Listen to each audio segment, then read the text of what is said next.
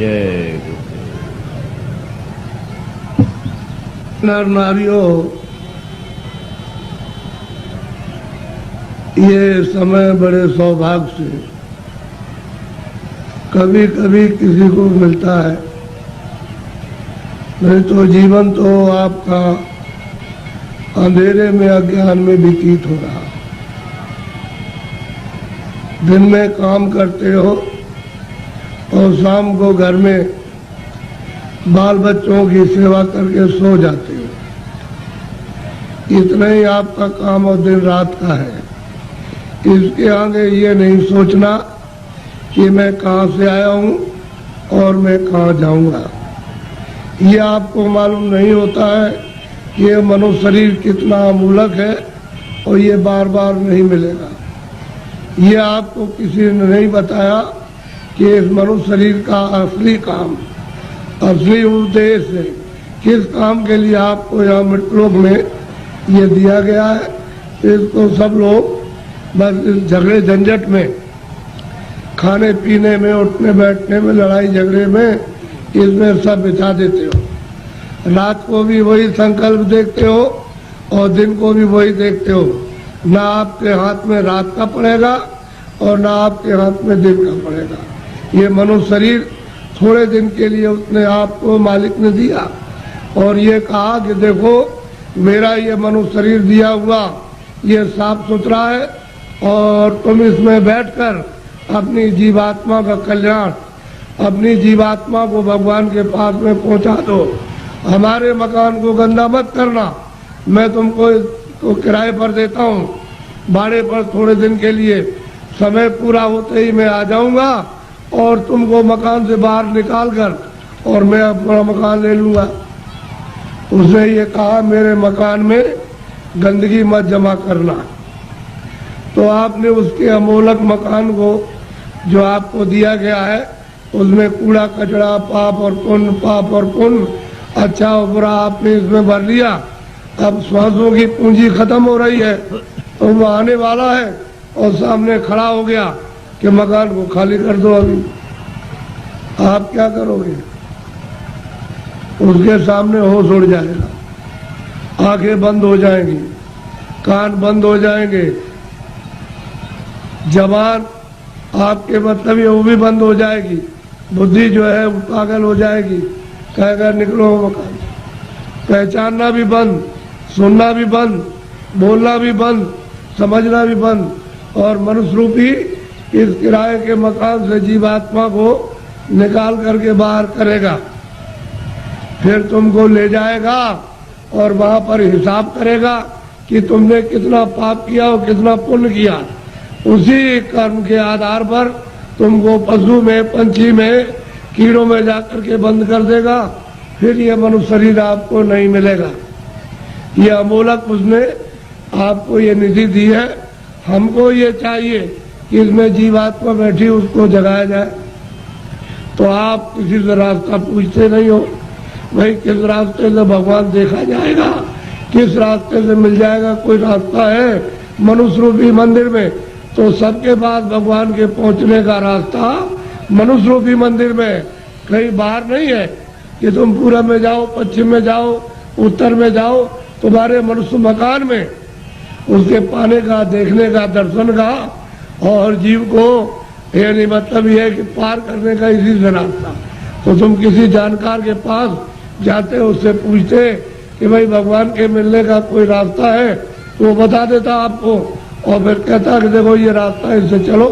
तो देवी और देवता और भगवान और ब्रह्मा और विष्णु महादेव और ईश्वर और ब्रह्म सब मिल जाएंगे। तो आप तो दिन भर इस काम में लगे रहते हो। दिन गया धंधे में, रात गई कोई। हीरा जलम अमोल था, कौड़ी बदले जाए। क्या आपने कर दिया मनुष्य शरीर पाकर? क्योंकि ये तो अमोलक मनुष्य शरीर है। सारे संसार की दौलत को एक जगह रख दिया जाए और इसकी आरती की जाए कि हमको फिर से मनुष्य शरीर ये खड़ा कर दो, दे दो, इसमें जीवात्मा को वापस ले आओ, तो ये धन दौलत नहीं कुछ कर सकता।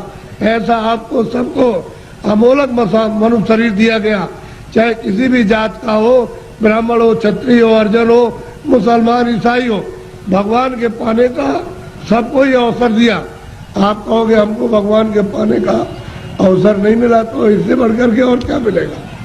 अब आपको इसमें बैठकर किसी महात्मा की खोज करना है जो भगवान को पा चुका। उसको अगर आपने पा लिया और उसके पास पहुंच गए तो भगवान के पाने की आप में इच्छा जगा देगा। और जब इच्छा जाग जाएगी तो आप कहोगे मुझे रास्ता बताइए, तो रास्ता देगा। फिर आप बैठ करके मनुष्य रूपी इस मकान में फिर भजन करना। जब भजन करोगे तो तुम्हारी दिव्य आंख, ज्ञान चक्षु, तीसरा नेत्र खुलेगा। उस नेत्र से भगवान और देवी और देवता देखे जाते हैं। ये बाहर की जो चर्म आंखें, जो शरीर की आंखें, ये देवी देवता को, स्वर्ग और वैकुंठ को नहीं देख सकती हैं।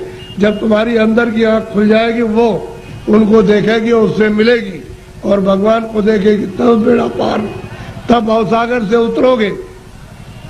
ऐसे नहीं, मेरी तरफ बड़े ध्यान से देखो। ये दोनों आंखों के बीचों बीच में सब मनुष्यों में ये जीवात्मा बैठी हुई है। इधर देखो आप, ये दोनों आंखों के बीचों बीच में, तो ये शरीर के नाके के ऊपर बैठी है। उधर में स्वर्ग का नाका, इधर मनुष्य शरीर का नाका। तो जो आपको यहाँ बैठाया था और आपने ये कहा था कि जिसको पकड़ के आए उसको छोड़ना नहीं, तो आप सुख सुविधा में लग गए और ये संसार के ये काम ये करने लगे, ये देखने लगे, सुनने लगे और इन पर्दों को ये कहने लगे ये मेरा है, ये बच्चा मेरा है, खेती मेरी है, पेड़ मेरा और ये मेरा और ये मेरा। तो इस लोभ लालच में, मोह ममता में फंस गए तो अंदर में मैल जमा हो गया। तो अंदर की तुम्हारी जो जीवात्मा की आंख थी एक, वो तो हो गई बंद। अब देखना बंद हो गया और सुनना बंद हो गया। तो दो आंखें तुम्हारी शरीर में और एक जीवात्मा में, तीन आंख हो गई। तीन तुम किताबों में देखो, उसमें लिखा हुआ है कि महात्माओं के पास जाओगे तब तीसरी आंख तुमको मिलेगी और बिना महात्मा के गए हुए तीसरी आंख नहीं। और तीसरी आंख से स्वर्ग मिलेगा, वैकुंठ मिलेगा, ईश्वर का दर्शन होगा। इन चर्म आंखों से देवी देवताओं को आप नहीं देख सकते हो। फिर उन्होंने कहा कि भाई देखो ये जीवात्मा बैठी है, उसमें एक कान है और शरीर में दो कान। तो बाहर के कान बाहर की आवाज सुनते और जीवात्मा का कान भगवान की आवाज को सुनेगा। तो तुम्हारे घट घट में, मनुष्य रूपी मकान में घंटे और घड़ियाल, आरती, पूजा 24 घंटे हो रही है। तुमने कभी अपनी जीवात्मा से उसको सुना और देखा? सो रहे हो। ऐसे ही चले जाओगे, न तो ये जमीन जाएगी, न ये बच्चे जाएंगे, न तुमने सोना चांदी जमा किया वो जाएगा, न कपड़े जाएंगे, ये कुछ भी नहीं। सब छोड़ के और तुमको यहाँ से निकाल कर इसी मकान को उठा करके वहाँ जंगल में ले जाकर के शमशान में पहुंचा के जला देंगे। क्या आपके साथ जाएगा? क्या ले आए थे आप? कुछ नहीं, अकेले आए थे। जब जाने लगोगे तो अकेले जाओगे। लेकिन इस माया में, इसमें ऐसे जड़ माया में फंस गए हो कि तुमको अपना होश ही नहीं है कि मैं किस रास्ते से आया हूँ, कैसे वापस जाऊंगा, रास्ता भूल गए। अब महात्मा महापुरुषों की जरूरत है वो रास्ता बताए। बिना उनके रास्ता बताए हुए जो जानता है वही रास्ता मनुष्य रूपी मकान में बताएगा। और तुम्हारा ये जो दिल है, ये हृदय जो कूड़ा कचरा पाप और पुण्य का यहाँ भरा, यहाँ नहीं, यहाँ कूड़ा कचरा नहीं है, ये सब यहाँ पर भरा हुआ। उसको महापुरुष साफ करेंगे और फिर जब सफाई कर देंगे तो मन और बुद्धि और चित्त तुम्हारा निर्मल हो जाएगा।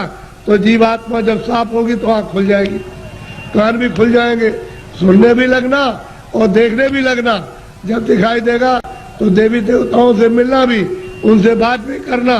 और जो उसका रचने वाला जो है, जिसने ये सब कुछ बनाया, उस ईश्वर का भी दर्शन साक्षात्कार होगा। लेकिन तुम्हारे मनुष्य रूपी मंदिर में ही उसका घाट है, उसके पास जाने का।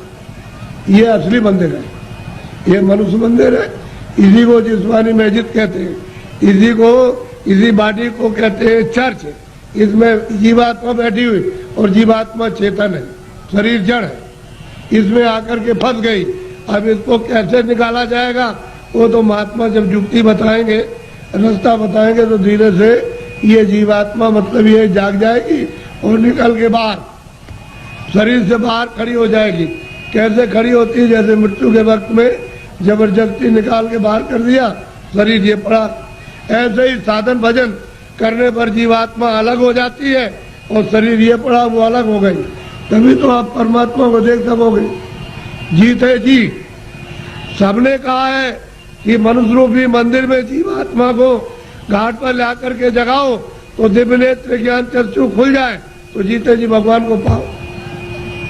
अरे भाई, मीरा ने जीते जी पाया, तुलसीदास ने जीते जी पाया, रैदास जी ने जीते पाया।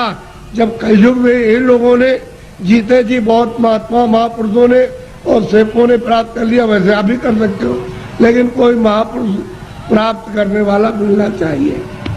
वो नहीं मिलेगा तो जीवन अपना ऐसे ही चला जाएगा। ये जो आप कर्म करते हो ये इंद्रियों का बाहर का कर्म है, जड़। तो जड़ कर्म से जड़ चीज मिलेगी।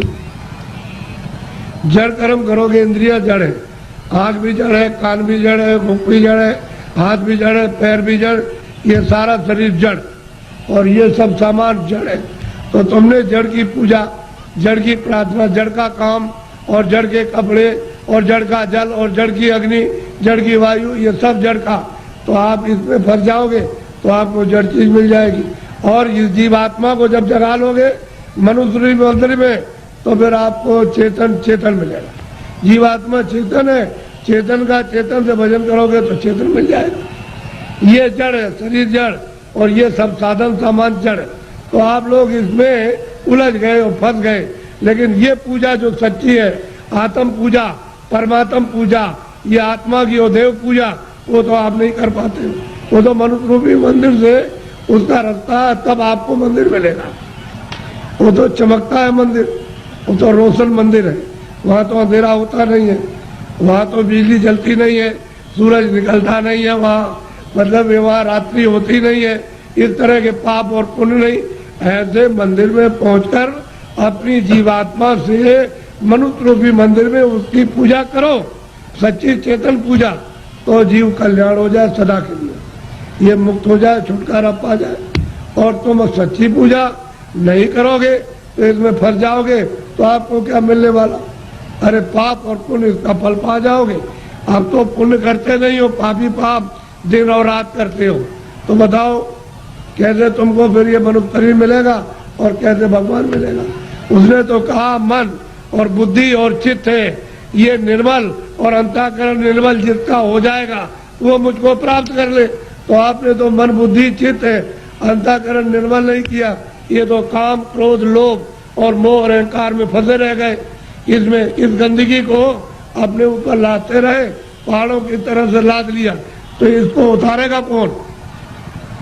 ये सारा जीवन आपका व्यर्थ जा रहा है। मनुष्य शरीर फिर नहीं मिलेगा। चार खाने बनाइए, पशु योनि, पंछी योनि, कीड़ों की योनि, थल की योनि, इसमें इतना से निकाल के उसमें बंद कर देगा तो कभी कुत्ते की योनि में, कभी बिल्ली की योनि में, कभी चूहे की योनि में, कभी गाय की योनि में, कभी शेर की योनि में, कभी मछली की योनि में और कभी मगर की योनि में, कभी जीव जंतुओं में, इसमें बंद कर देगा। और अपना कर्जा जो आपने लाद लिया उसके देश में वो लेना देना पड़ेगा। ये कर्जा का देश है बच्चा, ये देश अपने घर में जाने का नहीं है।